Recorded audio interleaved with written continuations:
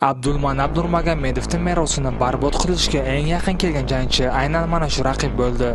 Mana bu vaziyatlar Islom uchun og'ir yakunlanishi ham mumkin edi. Ammo Islom bor irodasini bir joyga jamlab, o'zining haqiqiy xarakterini namoyish qildi. Jang oldidan dog'istonlik jangchi chempionni ancha past baholagandi, ammo kaltacha oddiy raqib emasligini isbotladi. Jangning dastlabki soniyalaridayoq u birinchi raqamda harakat qila boshladi va barcha muxlislarni hayratda qoldirdi. Islom bir necha zarbalarni o'tkazib yuborgan bo'lsa-da, jangning umumiy manzarasi uni foydasiga qarab borayotgandi.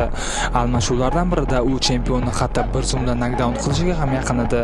Ammo avstraliyalik hech qachon taslim bo'lmaydigan jangchilardan edi.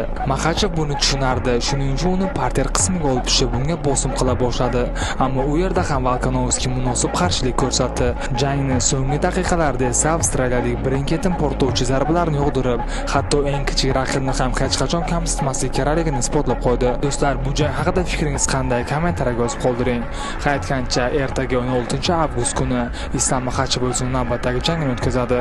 Ushbu jangni jonli efirda bizning Telegram kanalimiz orqali ko'rishingiz mumkin. Manzil profil shapkasida. Hammaga omad.